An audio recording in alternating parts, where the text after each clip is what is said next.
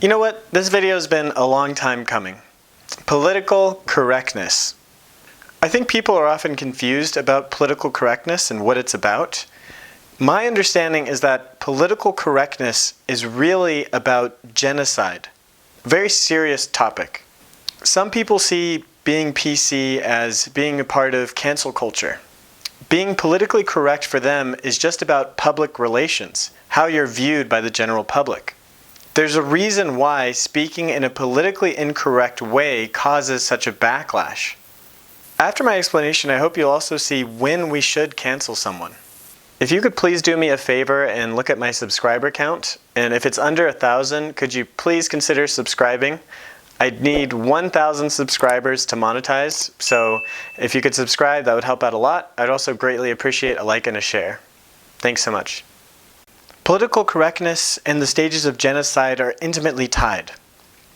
So here's a quote from the Wikipedia page on political correctness. Since the late 1980s, the term has been used to describe a preference for inclusive language and avoidance of language or behavior that can be seen as excluding, marginalizing, or insulting to groups of people disadvantaged or discriminated against, particularly groups defined by ethnicity, sex, or gender. So this movement for political correctness started in the 1980s, but it's really just about not being excluding or mean to people. You just don't want to pick out a group of people and be mean to them.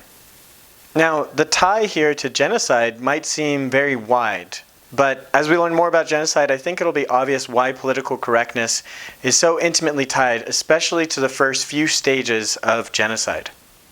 Another quote from Wikipedia on genocide is, "A genocide is the intentional action to destroy a people, usually defined as an ethnic, national, racial, or religious group, in whole or in part." Genocide is typically something that we read about in history books or we see happening in other parts of the world, but the truth is it's always closer to us than we realize because we're living in it. And genocides happen more often than they should. The Political Instability Task Force estimated that between 1956 and 2016, a total of 43 genocides took place, causing the death of about 50 million people. The UNHCR estimated that a further 50 million people had been displaced by such episodes of violence up to 2008. So this is affecting millions of people. Genocides really do happen, and we don't know about many of them. Now, genocide is very serious. It's hard to even talk about it. We don't want to be flippant. We don't want to be facetious. We want to be very serious about this. And we should know what research has been done on genocide and the stages of genocide, if there are any. And there actually was an American researcher who proposed a model of genocide after studying several genocides and how they took place in history. And he presented his work first to the American government, but also to the United Nations. This researcher created a paper, and it's called the Stanton Paper. It was presented to the State Department in 1996, shortly after the Rwandan genocide. But it also analyzes the processes in the Holocaust, the Cambodian genocide, and other genocides. The preventive measures suggested are those that the United States, national governments, and United Nations could implement or influence other governments to implement. So it's fascinating what stages have to occur for a genocide to come about. The Stanton paper gives 10 steps to genocide, and the 10th step is actually not the genocide itself. The very first step is classification, which means identifying a difference in groups of people. The first thing you have to do is to be able to tell people apart, and this is often said as an us versus them group mentality. The second stage is symbolization. When combined with hatred, symbols may be forced on these groups. The third stage is discrimination. So now we're picking out these groups. We often have symbols for them. We're deliberately giving them less rights than the in-group. They're the out-group. So they'll often be segregated or have less civil rights, less voting rights, and in general, discrimination. The fourth step is dehumanization. So one group denies the humanity of another group. And this could mean that they label them as vermin or animals or pests or disease, something along those lines. Around step 4 is when it gets pretty scary, but step 5 is organization. This is where you see like government groups or militias being formed to start to handle this problem. The sixth step is polarization. So hate groups broadcast polarizing propaganda. They try to convince a majority of people that this outgroup is indeed bad.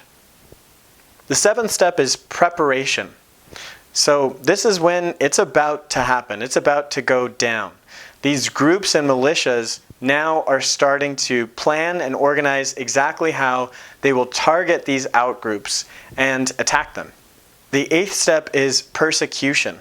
Now these militia and other groups are targeting and actively working against these outgroups, the oppressed minority groups. The outgroup is being put in concentration camps, ghettos, or being expropriated and sent out of the country. The ninth step is extermination. This is typically what we associate with genocide, and this is the actual killing or extermination of entire groups of people. It's called extermination and not killing because the killers don't believe they're killing human beings. Now they're in a totally different category, and they're trying to exterminate this infestation. The 10th step is denial. The perpetrators of the genocide deny that any crime took place. They attempt to wipe the history of that genocide from existence. So the Stanton paper outlines the 10 steps, and it also gives preventative measures on how we could even just prevent genocide from happening or starting in the first place. At each step, there's something we can do to prevent it from getting worse and worse. In particular, one of the biggest signs that we're sliding into the darker levels of genocide is stage 4, dehumanization. This is from the Wikipedia article on genocide prevention. The first move, dehumanization, is one of the biggest steps, as it has been central to every genocide. In the Holocaust, the Cambodian genocide, and the Rwandan genocide, as particularly notable examples, victims were labeled as vermin, cockroaches, rats, or snakes, to separate them entirely from the category of human in this process of dehumanization. When the label of person is taken away from entire groups of individuals, acting violently towards them, including murdering them, becomes much easier for the average person. Further, it says, it is particularly relevant to understand the link between prejudice and violence, as prejudice is often one of the first starting points in the formation of genocidal behavior. The scapegoat theory, or practice of scapegoating, helps to explain the relationship, as it posits that people have a tendency to lash out on outgroups when they are frustrated, for example, in times of political or economic crisis. So this starts to make a lot of sense. If you deny personhood, if you deny humanity to a group, it's just much easier to hurt those people or not have empathy for them, not have full person empathy. Something scary to note, and why I think this video is important and why I wanted it to come out now, is just that it's far easier to slide down the scale of genocide when there's political or economic crisis. And what are we in right now? What are we going towards? It's a dangerous time that we're living in right now. So there are two things I hope we can agree on. Genocide is at least very bad, and two, we should do everything we can to prevent it. We see that political correctness undermines the first 4 steps of genocide. Are you saying something hateful, discriminatory, or dehumanizing? Stop that. PC language is a guard against that. Look, when you do it, you know you're not being hateful.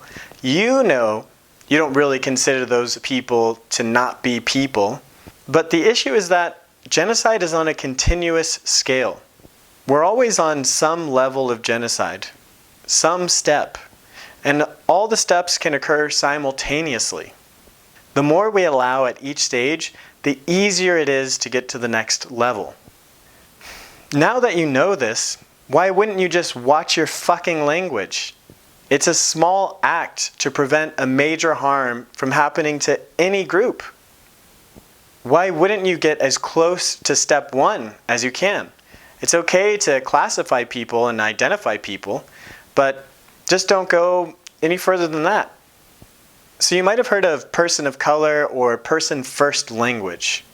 So a quote from Wikipedia, "It is intended to avoid marginalization or dehumanization, either consciously or subconsciously, when discussing people with a chronic illness or disability.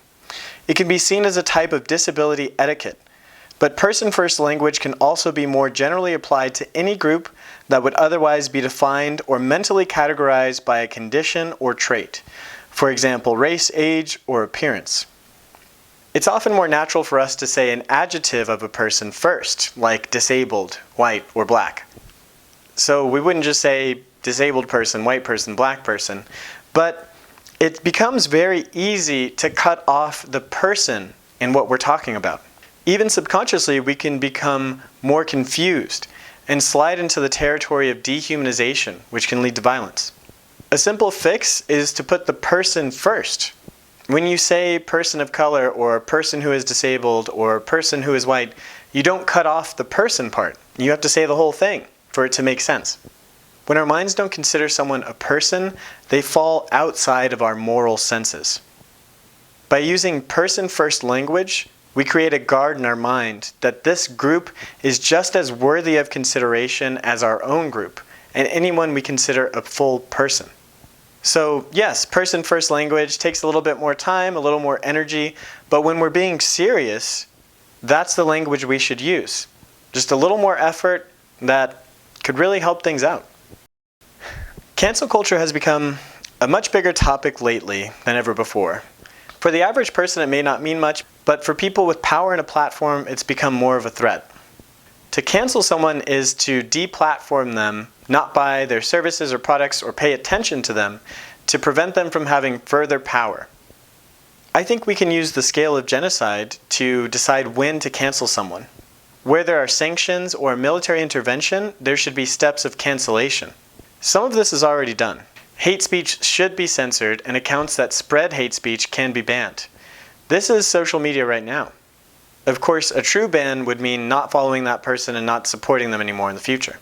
At the same time, it's important that people are able to learn. The point of PC culture is not to police thoughts, but to raise awareness. We now know what to look for in language.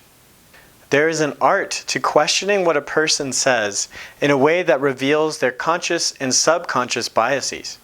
Don't go throwing a person out with their harmful bias. We all have harmful biases, and we should all be on guard for our own bias first. There are people who are okay with genocide as long as it benefits them. Many of these people know exactly what they're doing with hate speech. They've justified it. As long as it's not their group, it's fine. In the early stages, they also know they can't be too obvious. It's only at the step of polarization where they're broadcasting hate speech that they can be clear. Before that, there's something called a dog whistle. Now, actual dog whistles are a whistle that only a dog can hear. Their ears are sensitive enough to pick up that frequency, but humans can't hear that whistle. Leaders who speak to a general audience know that they can't outright promote hate at the early stages. They have to build up slowly, which means that they'll say things that their general audience won't pick up on, but their hateful in-groups will understand. These statements won't be obvious red flags to outsiders. They're sneaky. We need to be on guard for that. They will push the boundary of what can be said, and when they get called out for it, they'll retreat and say free speech and don't censor me. They can't really defend the hateful, hurtful thing they said. They're trying to talk about rights. To a lot of people, defending free speech is okay. A lot of times when I see this, I think of this quote, "Meet me in the middle," says the unjust man. You take a step toward him. He takes a step back. "Meet me in the middle," says the unjust man. You see, this is how we slide into genocide. This is why they push the boundaries. You get to normalize it, and then they push the boundary again, because they're trying to get deeper and deeper into the stages. Now here's something of a joke. If there's anything I can't tolerate, it's the intolerant. I like this one. Get it? Because if you don't tolerate the intolerant, you become intolerant yourself. You're intolerant of the intolerant. This is the Paradox of Intolerance by philosopher Karl Popper. If we as a society tolerate the intolerant, they can eventually remove tolerance from our society. Paradoxically, tolerating intolerance can lead to the extinction of tolerance. We can only protect tolerance by removing and rejecting intolerance. Anyways, long story short, let people live differently and don't be an asshole, unless they're an asshole. But what do you think? Is this what PC language is about? Are you going to start changing your language and how you speak and how you think? Or are you going to reject cancel culture and PC altogether?